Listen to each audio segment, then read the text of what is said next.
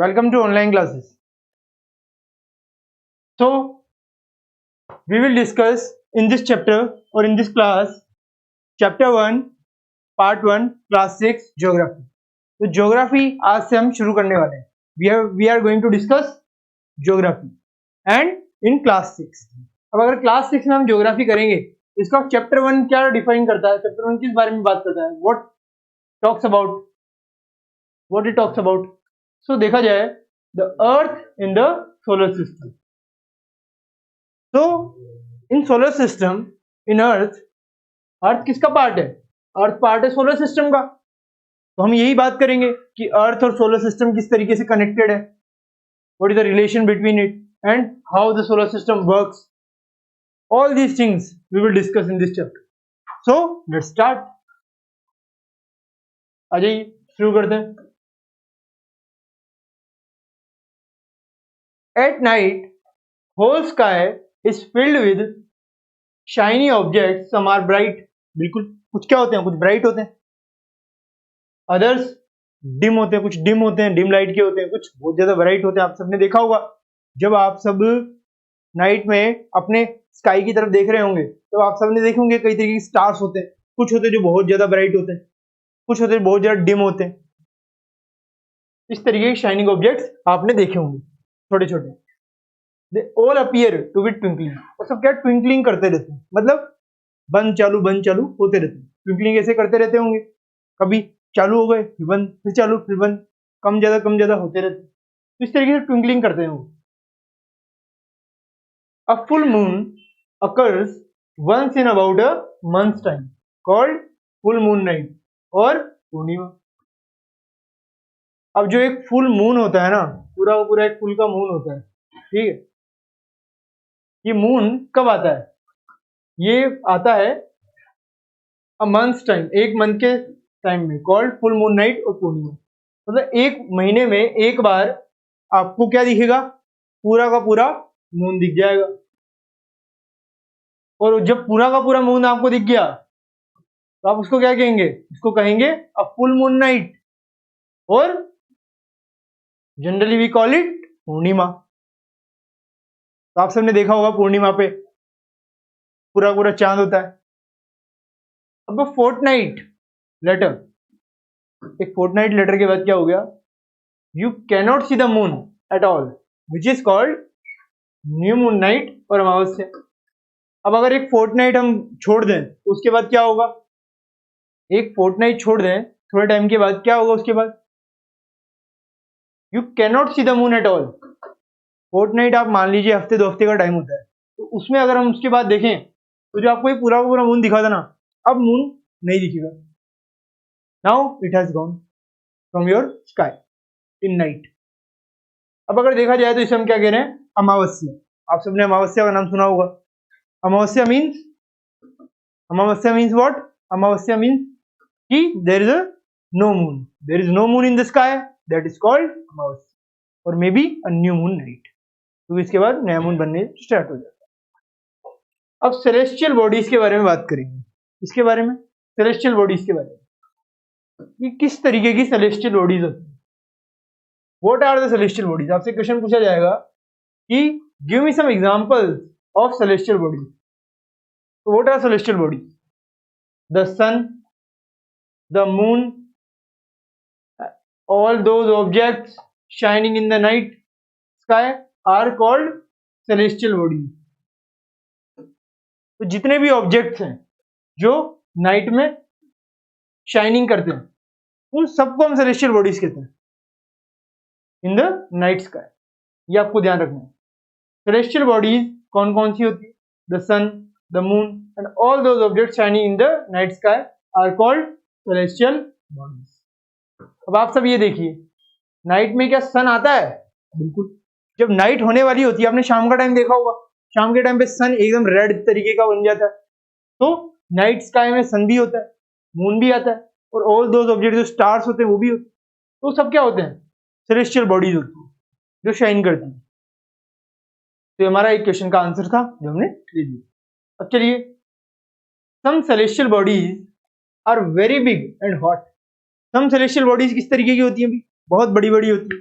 और बहुत ज्यादा हॉट भी होती है। They are made up of gases. वो किसकी बनी होती है? वो बनी होती है गैसेस की। सेलेस्टियल बॉडी जो होती है ना, आप सब जानते हैं, सन, मून, ये सब क्या है? गैसेस के बने हुए। Are very big and hot. कुछ जो है बहुत ज्यादा बड़ी होती है और हॉट होती है, जैसे कि सन बहुत बड़ा है और हॉट भी है। They are made up of gases.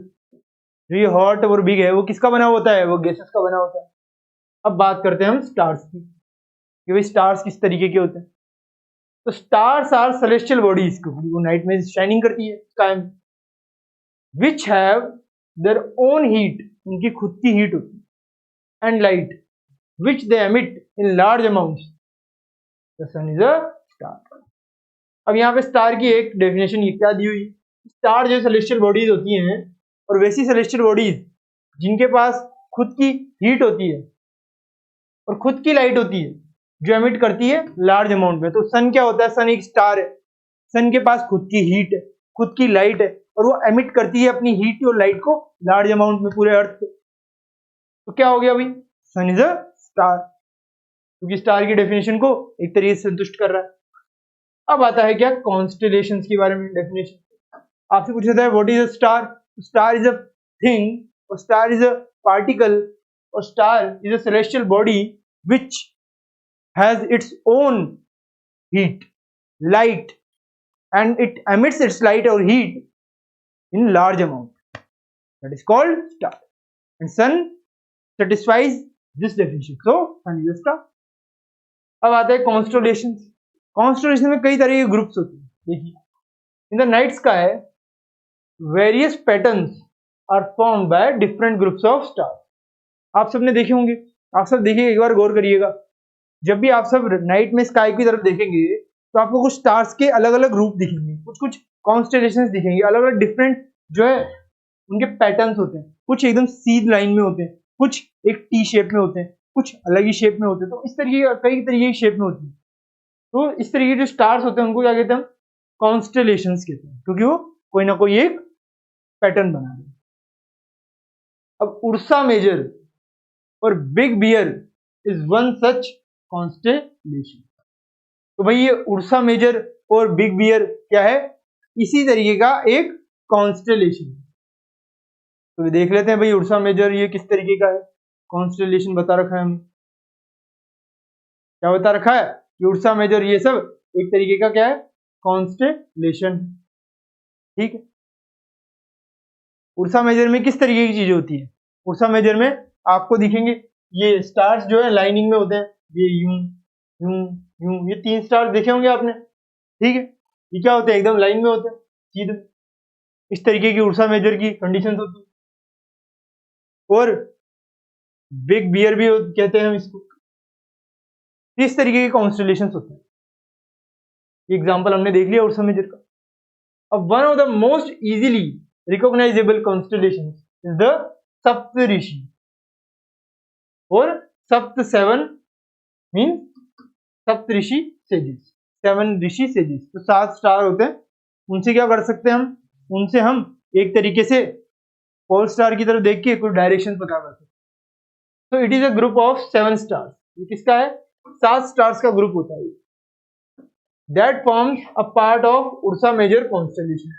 और ये क्या करता है? जो उर्सा मेजर कॉन्स्टेलेशन है उसका एक पार्ट बनाता है। ठीक है, अब आ जाइए। 7 स्टार्स का समूह होता है, ये भी हमने देख लिया। ठीक है, इस तरीके से यूं ऐसे कुछ स्टार्स होते हैं, उनका कॉन्स्टेलेशन होता है जो उर्सा मेजर कहलाता है। अब in ancient times people used to determine direction during the night with the help of stars. पहले घड़ियां तो होती नहीं थी, पहले वॉचेस नहीं थी। So how people used to note their time? They used to note their time by the stars. Stars give them the time and the direction. So the North Star indicates the north direction. North में जो एक star हुआ करता था, ये जो है हमें बताता था कि भाई क्या है? ये north direction. It is also called the pole star. इसको क्या कहते थे भाई? पोल स्टार कहते थे। जो कहां पे था? उर्सा मेजर में ऊपर ही ऊपर बना होता था। It is always remain the same position in the sky. ये हमेशा इस सेम पोजिशन पे रहता था, इस वजह से हमें पता लग गया था जहां पे भी हमें पोल स्टार दिखेगा इसका मतलब वो नॉर्थ डायरेक्शन। ये तो होगी कॉन्स्टेलेशंस की बात, अलग अलग पैटर्न में। उड़सा मेजर हमने एक पार्ट देख लिया इसका, जिससे लोग डायरेक्शन देखा करते थे। अब देखते हैं प्लैनेट्स की बात। तो प्लैनेट्स किस तरीके के होते हैं? Planets are celestial bodies. Planets क्या होती है भाई?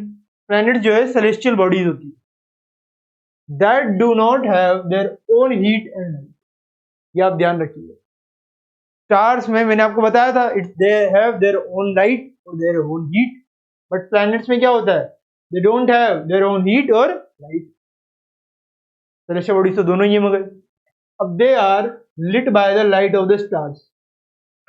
उनके पास ना तो खुद की हीट होती है ना ही खुद की लाइट होती है, तो फिर वो शाइन कैसे करते हैं? दे यूज स्टार्स लाइट लाइक सन। सन की लाइट को यूज करके जो है वो अपने आप को एज ए शाइनिंग ऑब्जेक्ट बना के रखते हैं। तो द वर्ड प्लैनेट, स्टार से लेते हैं लाइट, हमने देख लिया। जो वर्ड प्लैनेट है comes from the Greek word planetia. Planetai एक नाम है भी, ये ग्रीक वर्ड है, ग्रीक शब्द है। कौन सा? प्लैनेटिया। उस नाम का जो ये वर्ड है उससे सारी चीजें हुई, which means wanderers. Which means what? Which means wanderers. कि भाई किस तरीके से वंडरर्स होते हैं ना, उनके बारे में जिक्र किया जाता है। अब the earth on which we live is a planet. या वो क्या है? प्लैनेट है। प्लैनेट का वर्ड हमने देख लिया, वंडरर्स मतलब आश्चर्यचकित कर देने वाली चीजें हैं। अब जो अर्थ है जिसपे हम रहते हैं वो क्या है? वो एक प्लैनेट है। बिल्कुल है, क्योंकि उसकी खुद की हीट है, अर्थ की नहीं है, ना उसकी लाइट है, नहीं है। वो अपनी सारी लाइट और वो सब कहाँ से लेता है? अर्थ जो है सन से लेता है, सन का स्टार है। तो एक तरीके से प्लैनेट की डेफिनेशन को सेटिस्फाई है, इस वजह से अर्थ एक प्लैनेट। अब it gets its all light and heat और लाइट फ्रॉम द सन, जैसे मैंने भी आपको बताया सन से लेता है। The moon that we see in the sky is a satellite. और जो ये मून है ना, जो हम स्काई में देखते हैं नाइट के समय, वो क्या है? अर्थ का एक सैटेलाइट, अर्थ का एक नेचुरल सैटेलाइट जो अर्थ के चक्कर लगाता है, दैट मीन्स रोटेशन लगाता है। अब it is companion of our earth. क्या है? अर्थ का साथी है। एंड मूव्स अराउंड इट, जैसे मैंने आपको बताया इसके अराउंड मूव करता है। लाइक अवर अर्थ की तरह there are 7 other planets that get heat and light from the sun. अब अर्थ की तरह ही 7 और प्लैनेट्स होते हैं, 7, जो हीट और लाइट सन से लेते हैं। Some of them have their moons too. और जैसे अर्थ का मून है उस तरीके से उनके भी कई सारे मून होते हैं। अब ये क्या है भाई? ये एक बिग बैंग थ्योरी है। क्या है? Big bang theory. इसको भी हम एक बार देख लेते हैं, ये भी बहुत ज्यादा इंपॉर्टेंट है हमारे लिए। आपसे कोई पूछ सकता है कि बिग बैंग थ्योरी क्या है, बताइए। Big bang theory, the most popular theory about the origin of the universe is the big bang theory. तो जो बिग बैंग थ्योरी है वो क्या करती है? ये मोस्ट पॉपुलर थ्योरी है जो बताती है ओरिजिन ऑफ द यूनिवर्स। क्या बताती है? Origin of the universe. कौन सी थ्योरी? Big bang theory. ये आपको ध्यान रखना है, ओरिजिन ऑफ यूनिवर्स को बताती है बिग बैंग थ्योरी, कहां से यूनिवर्स का ओरिजिन आया। अब scientist suggest that some 10 to 20 billion years ago a massive blast called the Big Bang allowed all the known matter and energy of the universe to spring from some ancient and unknown type of energy। कि भाई 10 से 20 billion years ago कोई बड़ा सा blast हुआ हो जिसमें कई बड़ी बड़ी एनर्जी निकली और अननोन टाइप ऑफ एनर्जी निकली जो यूनिवर्स में इधर उधर फैली एंशिएंट टाइम में। अब they can't be sure exactly how the universe evolved after the Big Bang, but many scientists believe that the universe was an extremely hot and dense state which began to cool after the explosion।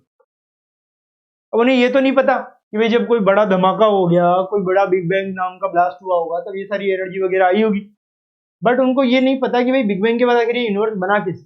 उनको बस इतना पता है कि big bang के बाद बहुत बड़ा जो है हीट था, अब वो बहुत ज्यादा हॉट था, डेंस था, तो क्या धीरे धीरे वो ठंडा हो गया, कूल हो गया एक्सप्लोजन के बाद। एक्सप्लोजन हुआ उसके बाद क्या होगा? ठंडे वाला प्रोसेस स्टार्ट होगा। आप जानते हैं सबसे पहले गर्म चीज धीरे धीरे क्या होती रहती है? ठंडी होती रहती है, तो ये भी ठंडा हुआ होगा। उसके बाद ये अर्थ बना होगा। अब द मैटर इवेंचुअली कंडेंस, क्या हो गया, कंडेंस हो गया, एक दूसरे से मिल गए into the star and galaxies of our present universe, फिर कंडेंस्ड हो गए वो, और हमारा जो यूनिवर्स है वो रेडी हो गया। तो बिग बैंग थ्योरी है जो बताती है कि भाई ओरिजिन किस तरीके से था ये यूनिवर्स का। It is said that the universe continues to expand till today, universe जो है आज के समय में भी एक्सपैंड हो रहा है, कंटिन्यूसली बढ़ रहा है universe. Based on the above passage answer the following question, आपको जो बिग बैंग थ्योरी बताई उससे पैसेज का आंसर दो कि which theory tells us about the origin of the universe. Simple सा है, big bang theory. How long ago did the big bang take place, 10 से बिलियन ईयर से, को बताया ना अभी। बिग बैंग मतलब बहुत बड़ा मैसिव ब्लास्ट हुआ होगा। How did the universe evolve after the big bang, condensed हो गया, सबसे पहले तो कूल हुआ, कूल के बाद कंडेंस्ड हो गया, और फिर हमारा पूरा का पूरा यूनिवर्स रेडी हो गया। ठीक है, तो इस तरीके से हमने इसका बिग बैंग थ्योरी को देख लिया। अब ये कुछ इंटरेस्टिंग फैक्ट्स है इसके बारे में, प्लैनेट्स के बारे में। पहले हम प्लैनेट्स देख लेते हैं, फिर ये फैक्ट देखेंगे। तो अब आता है क्या भाई, सोलर सिस्टम। क्या आता है अब आता है हमारा solar system.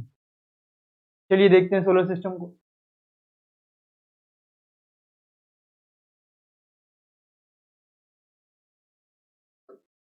The solar system, ये देखिए, ये हमारा सोलर सिस्टम, ये क्या है भाई, सन है। ठीक है, अब यहाँ पे देखिए, the solar system is believed to have been formed billions of years ago due to the explosion of a giant gas and dust cloud। जो मैंने अभी देखा बिग बैंग, बहुत बड़ा डस्ट का क्लाउड था, वो सब था, उसकी वजह से क्या हो गया, ये सोलर सिस्टम रेडी हो गया, जायंट गैस का एक्सप्लोजन वगैरह होने से। अब द वर्ड जो सोलर है ना, is derived from a Latin word meaning, तो ये सोलर वर्ड लैटिन वर्ड से मिलकर बना, लैटिन वर्ड है ये, जिसका मतलब क्या होता है, जिसका मतलब होता है सन। अब the family of the sun comprises of 8 planets. जो फैमिली होती है ना सन की, उसमें क्या कितने प्लैनेट्स आते हैं, जो जिसको सन हीट वगैरह देता है, तो टोटल 8 प्लैनेट्स आते हैं जिनको ये हीट वगैरह प्रोवाइड करता है। एंड अराउंड 150 सैटेलाइट्स जो है इसके खुद के होते हैं। क्या होते हैं इसके खुद के, 150 सैटेलाइट्स होते हैं। अब the sun lies at the center of the solar system and the 8 planets revolve around it in fixed elliptical paths known as orbits। अब जो सन है ना, वो कहां पे लाई करता है, वो सेंटर में है सोलर सिस्टम के, and the 8 planets revolve around it। 8 planets जो है सन का चक्कर लगाते हैं, रिवॉल्व करते हैं around its fixed elliptical path.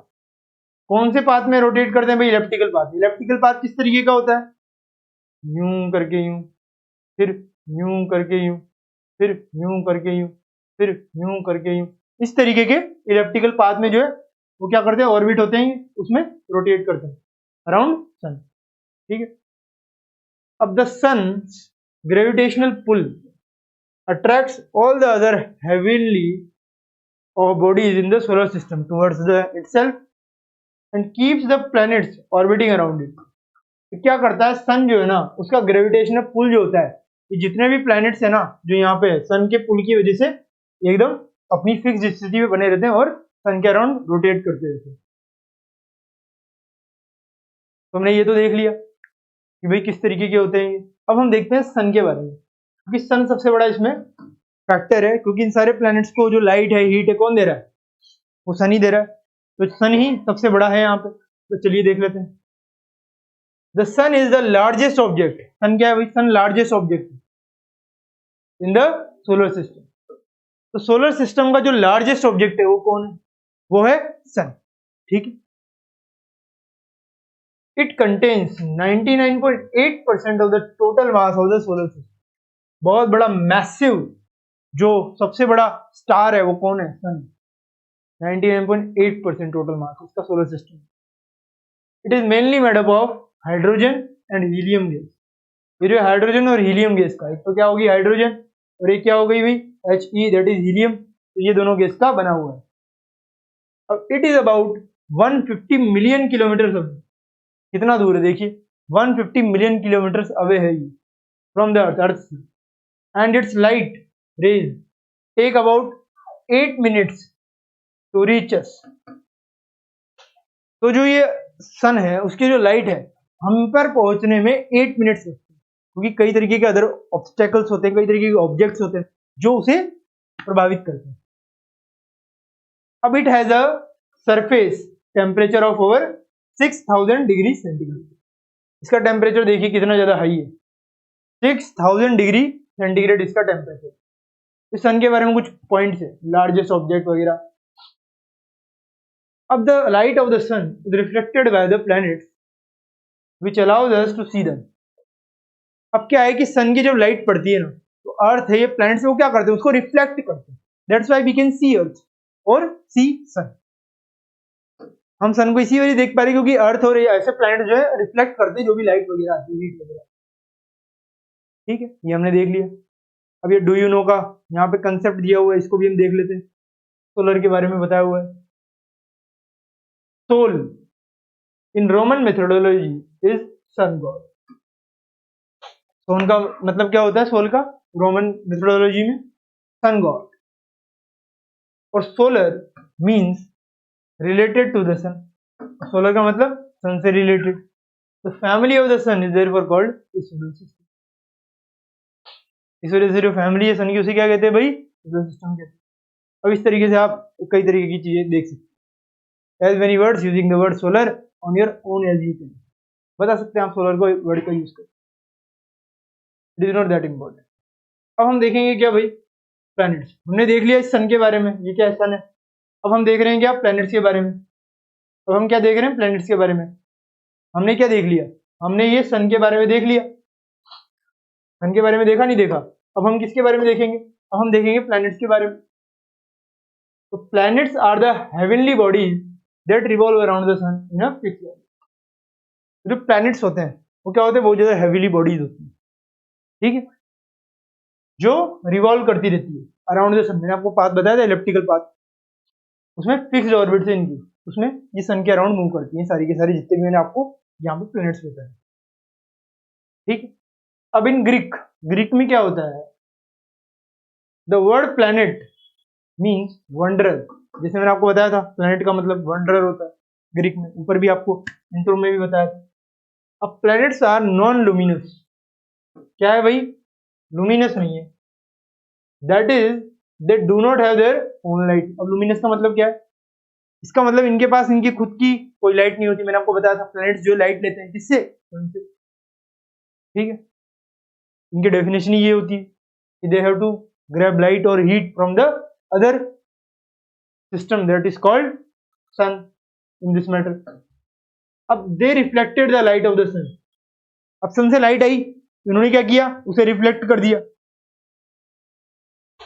Which makes it possible for us to see them. क्योंकि आप सब जानते हैं, जब भी आप, जैसे कि आपके ये रूम की ये अभी लाइट है यहाँ पे, ये रूम की लाइट कैसे आ रही है, आप सब जानते हैं, ये हमारी आईज में आ रही है, हम इसे रिफ्लेक्ट कर रहे हैं, इस वजह से हम ये लाइट को देख पा रहे हैं। ठीक है, अगर हम रिफ्लेक्ट नहीं करेंगे हम लाइट को नहीं देख पाएंगे, ये हमारी आंखों में चली जाएगी, उसके बाद हमारा कुछ भी नहीं हो सकता था। तो सन को हम क्यों देख पा रहे हैं, सन की हमारे पास पड़ रही है बट हमसे रिफ्लेक्ट भी हो रही है, इस वजह से हम सन को देख पा रहे हैं। तो हर चीज जब रिफ्लेक्ट होती है तभी हम चीजें देख पाते हैं। यही बताना चाह रहा हूं मैं आपको, समझने में आ गया। चलिए आगे चलते हैं। अब planets are arranged in order of their distances from the sun. अब प्लैनेट्स को ये देखिए अरेंज किया गया है सन के पास से, कि भाई सन के कितने पास है कितने दूर है उसके according. That is mercury, Venus, Earth, Mars, Jupiter, Saturn, Uranus and Neptune. तो ये देखिए, ये क्या है भाई, ये है आपका ये वाला, ये है आपका क्या, मरकरी है, मतलब मरकरी। और वीनस कौन सा है भाई, ये आपका क्या है, ये आपका वीनस है। फिर क्या है, अर्थ, ये क्या है भाई, ये अर्थ है। फिर उसके बाद मार्स, ये आपका क्या है, ये मार्स है। फिर उसके बाद क्या है, जुपिटर, ये देखिए कितना बड़ा है जुपिटर, जुपिटर सबसे बड़ा है। हम जुपिटर के बाद क्या है भाई, स्टैच्यून, स्टैच्यून है, एस का मतलब स्टैच्यून। फिर क्या, यूरेनस, और फिर हमारा नेपच्यून, नेपच्यून। उसके बाद एक और हम देखे हैं, तो ये तो हमारे कितने planets are arranged in order of their distances, ये हमने देख लिया। एक और है प्लूटो, प्लूटो को बाद में डिस्कवर हो गया था प्लूटो, ठीक है, तो ये हमने यहाँ पे देख लिया। Mercury, Venus, Earth, Mars are known as, Mercury, Venus, Earth और मार्स जो है ना उन्हें टेरेस्ट्रियल प्लैनेट्स कहते हैं because they have hard Rocky surface. अब जो ये मरकरी है, वीनस है, अर्थ है और ये मार्स है, इनको क्या कहते हैं हम? इनको कहते हैं टेरेस्ट्रियल प्लैनेट्स। क्या कहते हैं भाई इनको? इनको कहते हैं हम टेरेस्ट्रियल प्लैनेट्स। यहाँ से सॉरी, यहाँ से लेकर ये यहाँ तक इन सबको क्या कहते हैं? टेरेस्ट्रियल प्लैनेट्स कहते हैं, ठीक है। ये हमने देख लिया, ये हमने क्या किया भाई? ये हमने देख लिया। तो इस तरीके से हमने यहाँ तक का तो सोलर सिस्टम देख लिया। अब बाकी चीजों के बारे में हम कब देखेंगे? बाकी चीजों के बारे में हम देखेंगे हमारे नेक्स्ट पार्ट में। तब तक के लिए thank you very much, have a nice day.